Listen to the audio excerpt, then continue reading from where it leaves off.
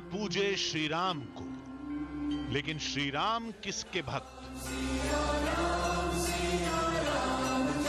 श्री राम के आराध्य कौन? श्री राम रूप में आज हमारी टीम इसी सवाल का जवाब खोजेगी।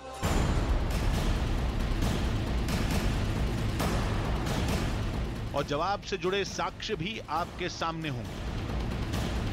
दंडकारण्य का वो अद्भुत शिवलिंग जिसे श्री राम ने अपने हाथों से तराशा,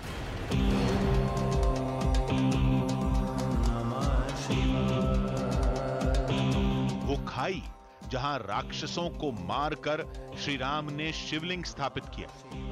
श्री राम के शिव भक्त रूप की निशानियों की तलाश में आज हमारी टीम वहां भी जाएगी जिसे राम कथा का अंतिम पड़ाव कहा जाता है।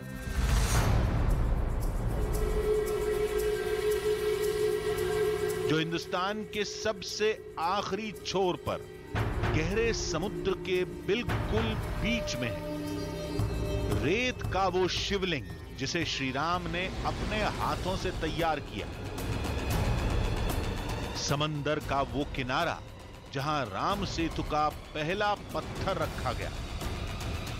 भारत और श्रीलंका के बीच वो 8 टापू जिन्हें राम सेतु के अवशेष कहा जाता है। तैरते पत्थरों के चंद टुकड़े भी जिन्हें राम सेतु का हिस्सा बताया जाता है। तो चलते हैं जंगलों की खाक छानने, उतरते हैं समुद्र की गहराइयों में, खोज कर लाते हैं श्री राम के शिव भक्त रूप से जुड़े कुछ सच्चे साक्ष्यों को। राम सिया राम जय जय राम।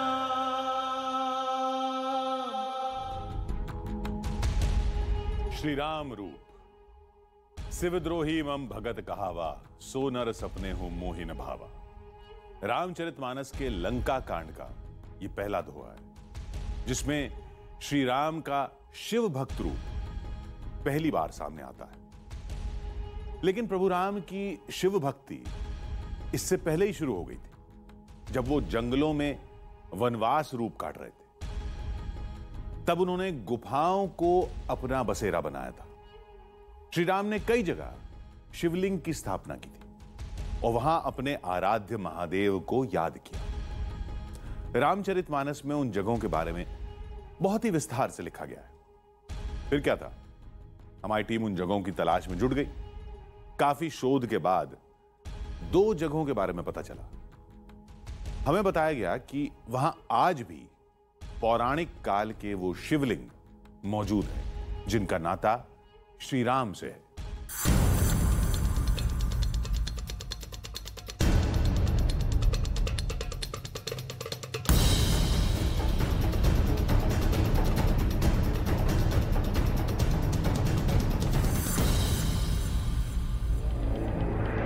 कभी धरती से हजारों फीट ऊपर, कभी जमीन से सैकड़ों फीट नीचे, घने जंगलों की भूल भुलैया, नदियों की खतरनाक लहरें, कितने भी पापड़ बेलने पड़े, लेकिन आज हमारी टीम रामायण की एक अनदेखी विरासत को पहली बार दुनिया के सामने लाकर ही चैन की सांस लेगी। 2 साक्ष्य, 2 रास्ते, 2 टीम, लेकिन मंजिल एक। जंगल में गुम हो चुके युगों पुराने शिवलिंग की खोज जिसे श्री राम ने अपने हाथों से गढ़ा था।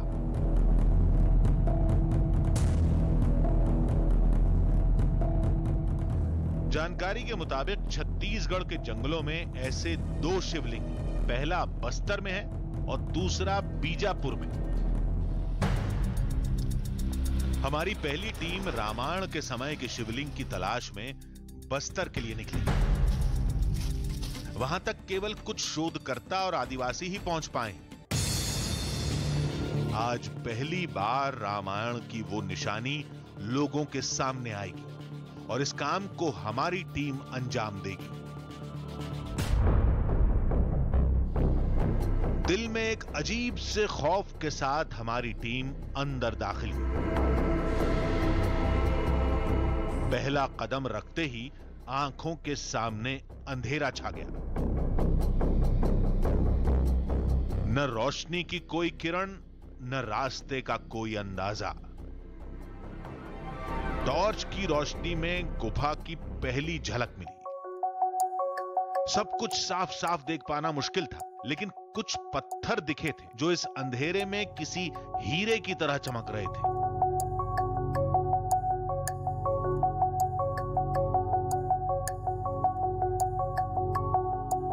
यहां से चारों तरफ रास्ते दिखाई दे रहे थे। खामोशी के बीच कुछ आवाजें आ रही थी, शायद चमगादड़ों और दूसरे जीव जंतुओं की थी जो सदियों से यहां बसेरा बनाए हुए हैं।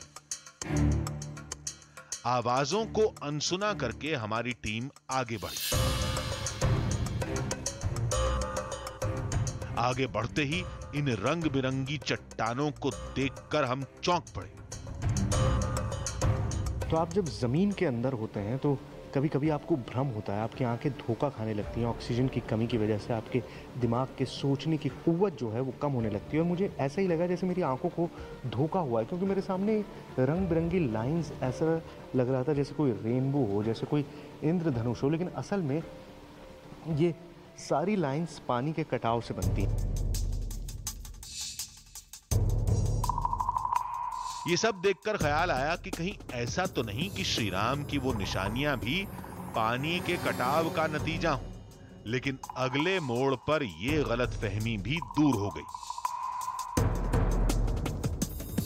ऐसा लगा जैसे हम किसी विशालकाय कमरे में खड़े थे।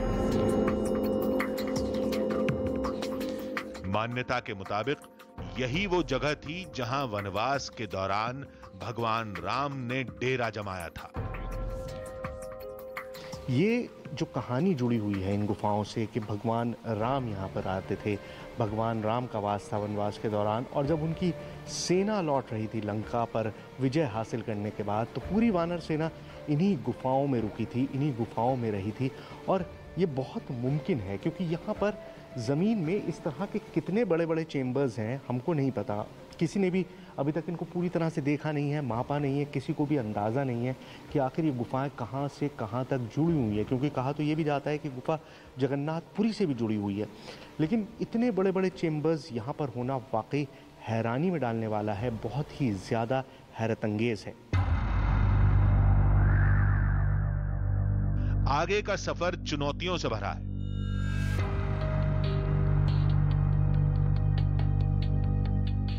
भगवान राम के हाथों से बनाया गया वो शिवलिंग गुफा के आखिरी छोर पर है, जिसके लिए जमीन से 100 फीट नीचे जाना होगा। ये इतना छोटा रास्ता है, लेकिन खतरा बहुत है। हमको ये नहीं पता कि आगे रास्ता बंद है या खुला हुआ है।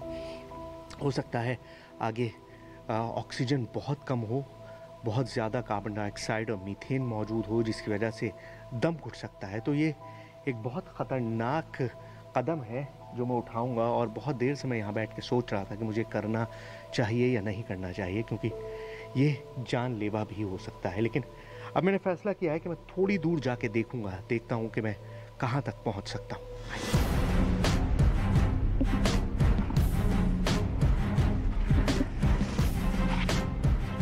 आगे जाना बहुत मुश्किल था।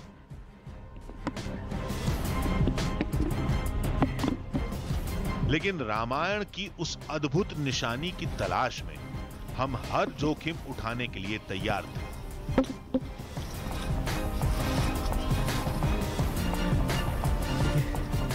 यहाँ पर आप सिर्फ लेट के गुजर सकते हैं, क्योंकि अगर आप उठ के जाने की कोशिश करेंगे तो दोनों तरफ जो पत्थर हैं आपके जिस्म को फाड़ के रख देंगे।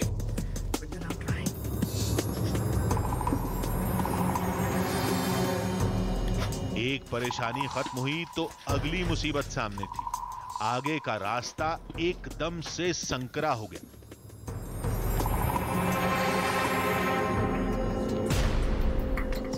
कई मिनट हम ऐसे ही खिसकते रहे। हमें अपने कैमरे की रिकॉर्डिंग भी रोकनी पड़ी।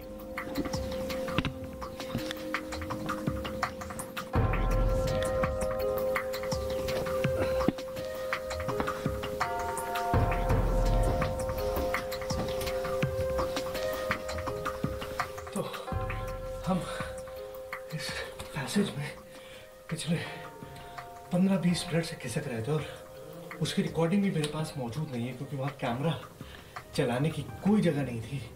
मेरे कैमरामैन कैमरा नहीं चला सकते थे।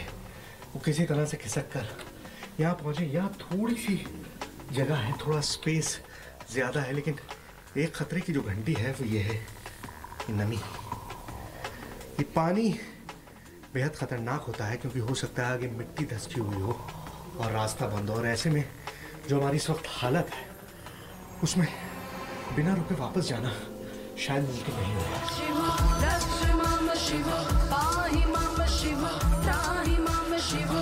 एक डर यह भी था कि अगर कैमरे की बैटरी खत्म हो गई तो गुफा के घुप अंधेरे के बीच हमारा लौटना नामुमकिन हो जाएगा। इसलिए हमें जल्दी से जल्दी उस अद्भुत शिवलिंग तक पहुंचना था। नमः शिवाय। आपने बर्फ से बने अलग अलग शेप्स देखे होंगे, पहाड़ देखे होंगे बर्फ के, लेकिन यहाँ पर ये जो कुछ बना हुआ है ये पानी और कैल्शियम की बदौलत है। और आपको ऐसा लगेगा जैसे किसी ने संगमरमर से मूर्तियाँ तराशी हैं। ताजमहल जैसा सफ़ेद संगमरमर है और उसको तराश कर ये शानदार कलाकृतियाँ तैयार की गई हैं, लेकिन ये सब बना है सिर्फ पानी की टपकती हुई बूंदों की वजह से। और उसने ये मायावी संसार तैयार किया है, एक ऐसा संसार जिसके बारे में हम सुनते तो हैं लेकिन जिसको हम कभी आंखों से नहीं देखते। और आज आप पहली बार अपनी आंखों से हिंदुस्तान की सबसे रहस्यमयी गुफाओं को देख रहे हैं। गुफा के इन रास्तों पर आज तक सिर्फ शोधकर्ता ही पहुंचे हैं, जिन्होंने अपनी सहूलियत के लिए कुछ इंतजाम भी किए हैं, और यही इंतजाम हमारे लिए भी सबसे बड़ा सहारा थे। तो 15 से 20 फुट नीचे उतरने के बाद ये लोहे की सीढ़ी लगाई गई है, जिसके जरिए आप नीचे उतरते हैं। बहुत आसान बना दिया है, पहले रस्सी से उतरकर नीचे जाया जाता था, और इतना इनएक्सेसिबल रास्ता है कि आज भी मुझे नहीं लगता कि चंद लोगों के अलावा कोई भी इस गुफा में आ सकता हो। यहां बनी कुछ सीढ़ियां एक इशारा थीं कि हम सही रास्ते पर हैं। शायद इन्हीं रास्तों से होकर शोधकर्ता भी उस शिवलिंग तक पहुंचते होंगे। हमें बताया गया था कि शिवलिंग से पहले एक स्वागत द्वार दिखाई देगा।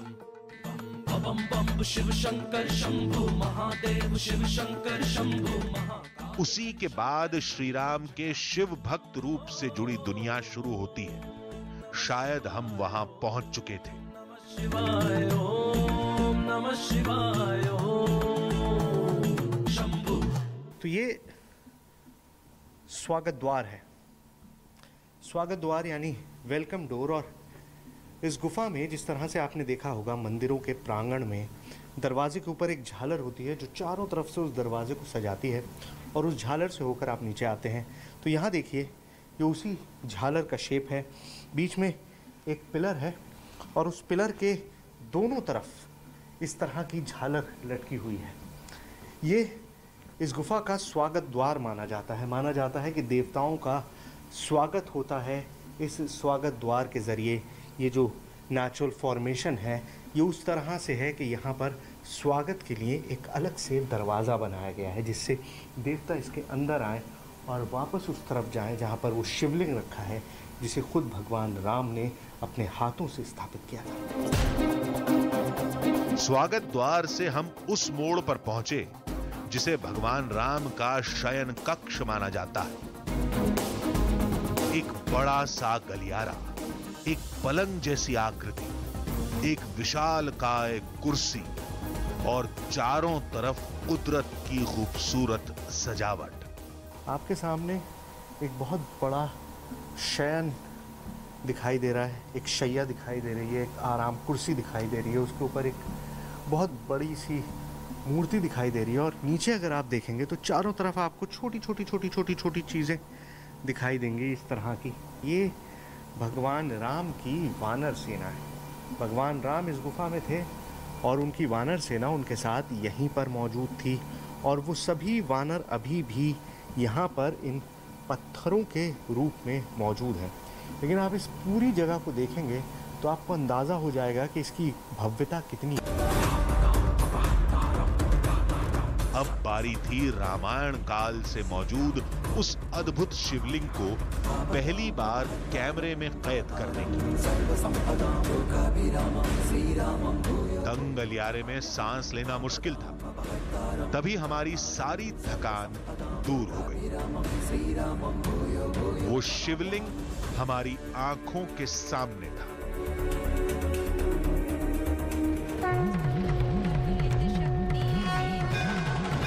वाकई एक अद्भुत शिवरूप, जैसे किसी इंसान ने ही तराशा हो। यहाँ पर वो पिंडी है, वो शिवलिंग है, जिसके बारे में मान्यता है कि खुद भगवान राम ने इस गुफा में इस शिवलिंग की पूजा की थी। यहाँ आगे रास्ता बेहद संकरा है और लोग मानते हैं कि इसी रास्ते से आप देवलोक भी पहुँच सकते हैं। तो इस शिवलिंग को देखिए, ये वो शिवलिंग है जिसके बारे में मान्यता है कि भगवान राम ने इस शिवलिंग की पूजा की थी जब वो वनवास में थे, जब वो इस इलाके में घूम रहे थे 10.5 साल तक, तब इस शिवलिंग की वो पूजा करते थे। श्री रामचंद्र कृपालु। मान्यताओं के मुताबिक इस गुफा का नाता श्री राम के शिव भक्त रूप से है। यहीं पर भगवान राम ने शिवलिंग की स्थापना की थी और कई महीनों अपने आराध्य महादेव की साधना की थी। और एक सच ये भी है कि ये पूरा इलाका काफी पड़ताल के बाद राम वन गमन पथ में शामिल किया गया है। चंद्र कृपालु भज मन।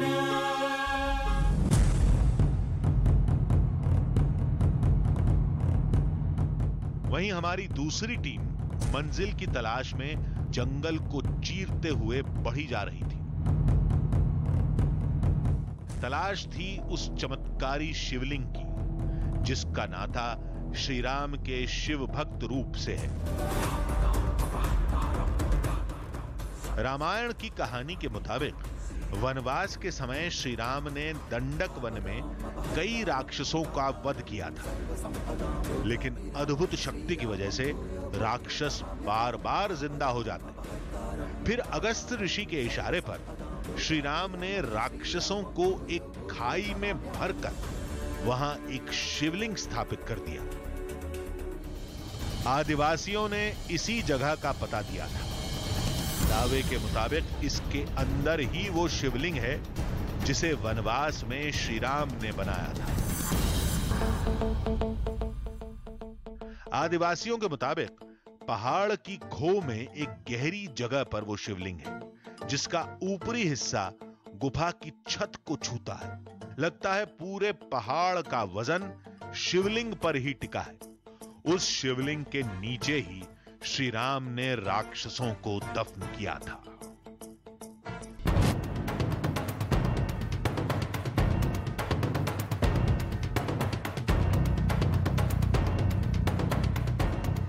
अब वो अद्भुत शिवलिंग और उससे जुड़ी श्री राम की कहानी हकीकत है या फसाना, ये जानने के लिए हमारी टीम गुफा के अंदर पहुंची।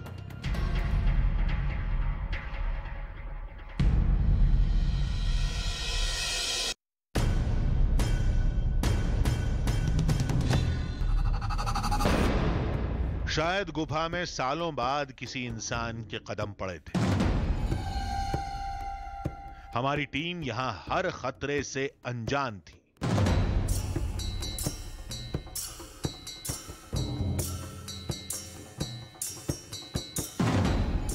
कहानी के मुताबिक इस जगह पर श्री राम ने कई खूंखार राक्षसों का वध किया था। फिर एक बहती जलधारा के पानी को लेकर शिवलिंग स्थापित किया था।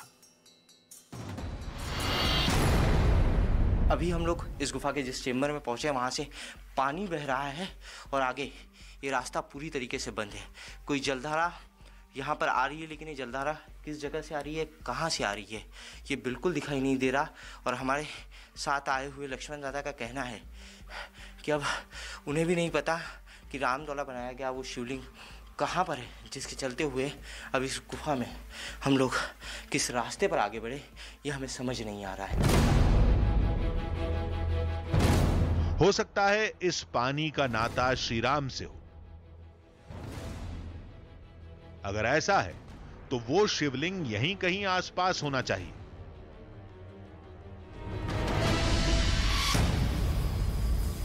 हर कदम के साथ खतरा बढ़ता जा रहा था। जब इतना रिस्क ले लिया तो उस शिवलिंग को भी तलाश ही लेंगे। तभी हमारे साथ आया आदिवासी हाथ जोड़कर खड़ा हो गया।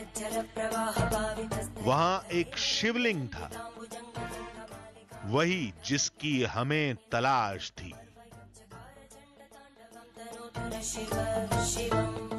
प्राचीन मान्यता के अनुसार यही वो युगों पुराना शिवलिंग है जिसे भगवान श्री राम ने नरपल्ली की इस गुफा के अंदर बनाया था। अगर इस शिला को हम ठीक तरीके से देखें तो इस शिला हमें हूबहू एक शिवलिंग की तरह दिखाई देती है। मान्यता है कि इस शिला को काटकर भगवान श्री राम ने राक्षसों की हड्डियों के ऊपर इस शिला को रख दिया, इस शिवलिंग को रख दिया और उसके ऊपर इस गुफा की निर्मित कर दी। आकार, रंग, रूप बिल्कुल वैसा जैसा हमें बताया गया था। मान्यता के मुताबिक इसे श्री राम ने स्थापित किया था।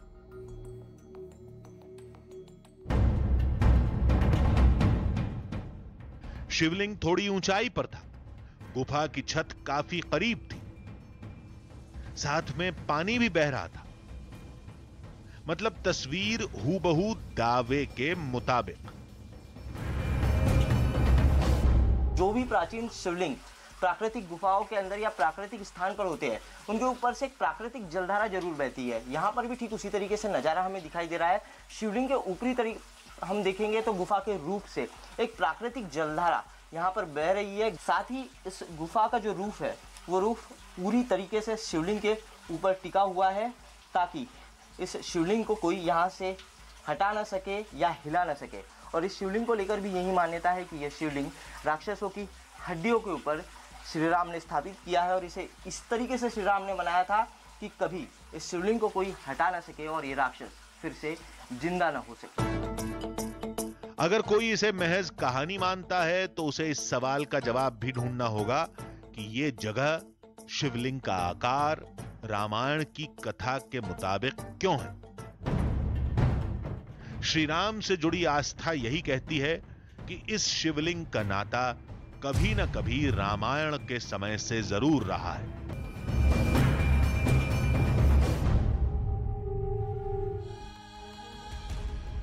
श्री राम की शिव भक्ति का सबसे अहम मोड़ उस समय तब आता है जब वो अपनी सेना के साथ लंका कूच करते हैं। रामचरितमानस के सुंदरकांड और लंका कांड में इस पर कई चौपाइयां लिखी गई हैं। श्री राम का समुद्र से रास्ता मांगना, 3 दिन लेट कर समुद्र के सूखने का इंतजार करना, राम सेतु बनाने का काम शुरू होना, फिर रेत का शिवलिंग बनाकर महादेव की पूजा करना। इस राम कथा से जुड़ी हर निशानी आज भी देश के एक हिस्से में मौजूद है। एकदम आखिरी छोर पर समुद्र के बिल्कुल किनारे आज उस जगह को हम रामेश्वरम के नाम से जानते हैं। कहते हैं वहां आज भी रेत के उस शिवलिंग के साक्ष्य मिलते हैं जिसे श्री राम ने लंका से लौटने के बाद बनाया था। राम राम जय जय श्री राम।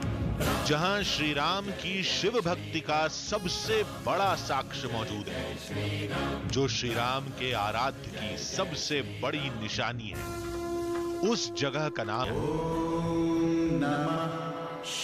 वो शिवलिंग जिसे श्री राम ने स्थापित किया था, राम सेतु जिसे पार करके श्री राम की सेना लंका पहुंची थी।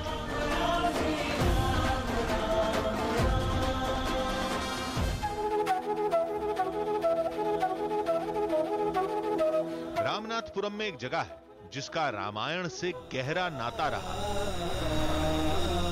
हे महाविशाल समुद्र देव, हमें अपने जल के मध्य से लंका जाने का मार्ग देने की कृपा करें। जिसके मुताबिक लंका का रास्ता पाने के लिए श्री राम ने समुद्र की 3 दिन तक पूजा की थी।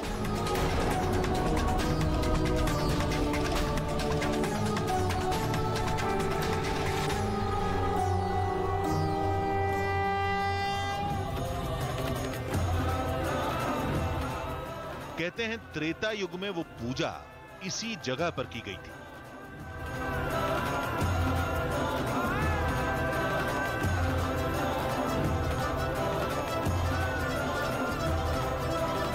रामेश्वर का हमारा ये सफर जारी है, लेकिन इस वक्त जिस मंदिर में हम मौजूद हैं उसे आदि रामेश्वर कहा जाता है।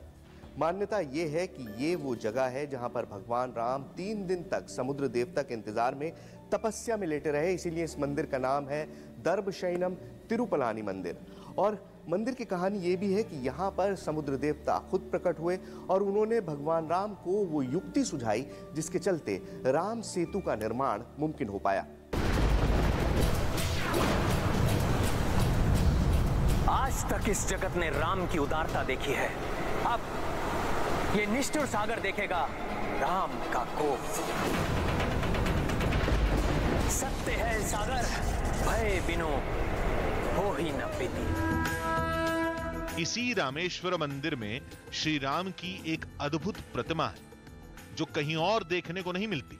तो शैया पर लेटे हुए आज तक आपने विष्णु भगवान को देखा होगा, लेकिन यहाँ पर भगवान राम की जो मूर्ति है वो हम आपको दिखा नहीं सकते क्योंकि वो अलाउड नहीं है, लेकिन भगवान राम की जो मूर्ति है वो एक लेटे हुई मुद्रा में है, शेषनाग पर लेटे हुए। मान्यता यह है कि यहाँ पर 2 जासूस आए थे रावण के, और जब वो उनसे आकर मिले और भगवान राम ये नहीं चाहते थे कि लंका का युद्ध हो, वो चाहते थे कि ये युद्ध टल जाए, इसलिए उन्होंने पहली बार अपना असली रूप उन दोनों जासूसों को दिखाया।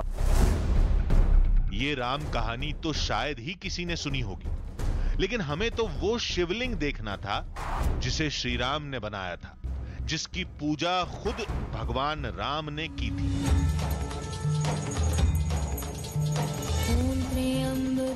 साथ ही राम सेतु को भी पहली बार दुनिया के सामने लाना था।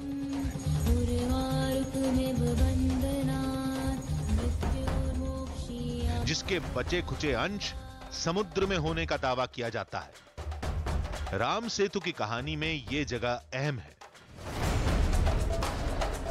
कहते हैं श्री राम इसी जगह पर बैठकर सेतु के निर्माण के काम पर निगाह रखते थे, वानर सेना के योद्धाओं के साथ बैठक करते थे। आपको चारों तरफ समुद्र का किनारा दिखाई दे रहा होगा, पेड़ दिखाई दे रहे होंगे, रेत दिखाई दे रहा होगा। और इस मंदिर में जहां हम इस वक्त मौजूद हैं, जिसे राम झरोका कहा जाता है, उसकी खासियत है कि चारों तरफ से समुद्र दिखाई देता है। और इस मंदिर के बारे में मान्यता भी यही है कि भगवान राम यहाँ से समुद्र की तरफ देखा करते थे, इसीलिए इसका नाम राम झरोका है कि राम यहाँ से खड़े होकर देखते थे समुद्र की तरफ। यहाँ चारों तरफ समुद्र है और आप मंदिर में किसी भी तरफ खड़े होइए आपको समुद्र दिखाई देगा, सिवाय एक बहुत छोटे से हिस्से के जहाँ से रास्ता इस मंदिर तक पहुँचने के लिए। तो रामेश्वरम की ये बेहद खास जगह है जिसके बारे में ये मान्यता है कि भगवान राम यहाँ पर रुके थे और यहाँ से वो समुद्र की तरफ देखते थे, इसीलिए इस मंदिर को राम झरोका कहा जाता है। आज ये जगह दीवारों से घेर दी गई है, लेकिन इससे लोगों की आस्था पर कोई फर्क नहीं पड़ा। भगवान राम लंका पे चढ़ाई करने के लिए आए थे तो सबसे पहले उन्होंने अपनी सेना की यहाँ एक मीटिंग की कि किस तरह से युद्ध रावण से लड़ा जाए। वो सामने जो ग्राउंड पड़ा हुआ है, ये जो ग्राउंड है, यहाँ भगवान राम की सेना थी, भगवान राम की सेना थी। इसके बाद में लंका विजय के लिए भगवान ने यहाँ से प्रस्थान किया था। राम झरोखा मंदिर में पैरों के निशान है। मान्यता है कि ये निशान श्री राम के हैं। उनकी तस्वीर लेने की इजाजत नहीं है, लेकिन उस निशान को जो भी देखता है श्री राम से जुड़ जाता है।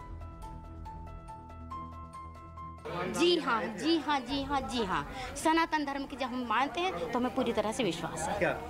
कि यहाँ राम आए थे और उन्होंने करा, क्योंकि राम सेतु उसका उदाहरण है, जीवंत उदाहरण है कि राम यहाँ आए थे, उन्होंने सेना की तैयारी की थी, हनुमान जी ने पुल बनाया था, नर और नारायण ने अपने पत्थर के यहाँ योजना डाली थी, बस। रामेश्वरम आने वाले हर शख्स की जुबान पर श्री राम का नाम होता है। सभी की निगाहें दो निशानियां ही खोजती, श्री राम का स्थापित किया शिवलिंग और राम सेतु के बचे हुए अंश। अब हमारी टीम रामेश्वरम में थी, जहां युगों पहले श्री राम की सेना ने कई दिनों तक पड़ाव डाला था और यहीं पर श्री राम का शिव भक्त रूप सामने आया था। तो चलिए रामेश्वरम का अपना ये सफर हम शुरू करते हैं। और जैसा मैंने आपको बताया कि इस इलाके के जर्रे जर्रे में राम बसे हैं। यहाँ की हर चीज का ताल्लुक भगवान राम से है और यहाँ की हर मान्यता, हर प्रथा राम से सीधा ताल्लुक रखती है। इस वक्त जिस जगह पर हम खड़े हैं उसे अग्नि तीर्थम कहा जाता है और यहाँ पर स्नान करने के बाद ही मंदिर में दर्शन के लिए जाया जाता है। मान्यता है कि आज रामेश्वरम में जहां ये रामनाथ स्वामी मंदिर है, रेत का शिवलिंग यहीं बना था।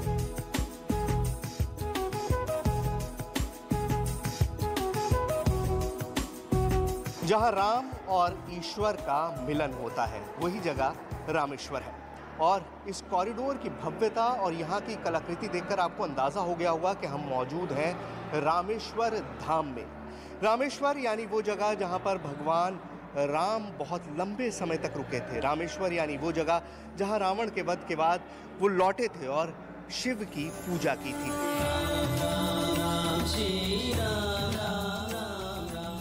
यहाँ से दो मान्यताएं जुड़ती हैं। एक के मुताबिक श्री राम ने लंका जाते वक्त शिवलिंग बनाया था, तो कुछ लोग कहते हैं कि श्री राम ने रावण का वध करने के बाद वो शिवलिंग स्थापित किया था।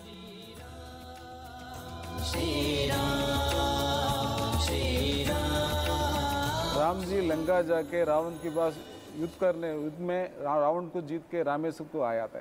इधर आने के समय से अगस्त्य मुनि ने राम को बोल रहा है, राम रावण तो बड़ा सुभक्त है और ब्राह्मण है, ईश्वर को भी दर्शन भी मिला है उसका, इसलिए आपको ब्रह्म हत्या दोष पकड़ लिया। वो हटाने के लिए आप शिवलिंग पूजा करने का ऐसा राम जी अगस्त्य मुनि ने राम जी के पास वचन दिया है। उस शिवलिंग को देखना एक अद्भुत एहसास होगा, लेकिन हमारी टीम ऐसा करने में नाकाम रही। रामनाथ स्वामी मंदिर के नियम कैमरा ले जाने की इजाजत नहीं देते, शिवलिंग की तस्वीर लेने की अनुमति नहीं मिली, लेकिन हम उस जगह पहुंचने में कामयाब रहे जो किसी आश्चर्य से कम नहीं। रामनाथ स्वामी मंदिर में 22 तीर्थ कुंड हैं, जिनका पानी बेहद मीठा होता है। समुद्र के किनारे मीठा पानी मिलना हैरत में डाल सकता है, लेकिन राम भक्तों के लिए इसमें कोई हैरानी की बात नहीं, क्योंकि इस कुंड की कहानी श्री राम के ब्रह्म हत्या पाप की मुक्ति से जुड़ती है।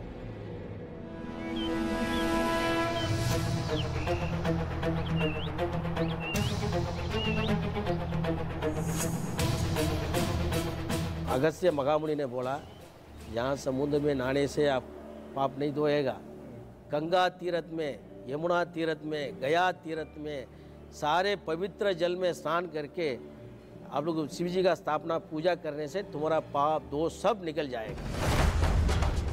दावा किया जाता है कि इन कुंडों में सभी 22 तीर्थों का पानी है, जो रामायण काल से मौजूद है। अब सवाल यह खड़ा होता है कि सारे तीर्थ यहां से सैकड़ों मील दूर हैं, फिर रामेश्वरम तक पानी पहुंचा कैसे? इसका जवाब वाल्मीकि रामायण में मिलता है। इसके लिए अगस्त्य ऋषि ने भगवान राम को एक युक्ति सुझाई। कहा कि जमीन पर नाम लेके बाण छोड़िए, गंगा का नाम लेके गंगा का बाण छोड़िए, यमुना का नाम लेके यमुना का बाण छोड़िए, और जो जो बाण आप छोड़ते जाएंगे वो पानी यहाँ पर उत्पन्न होता रहेगा। और इसी तरह यहाँ पर 22 कुंड स्थापित हो गए। मान्यता के मुताबिक इन 22 कुंडों में वही पानी है जिसे श्री राम ने तीर मारकर धरती से निकाला था। लंका से लौटने के बाद पूरी सेना ने यहां स्नान किया था।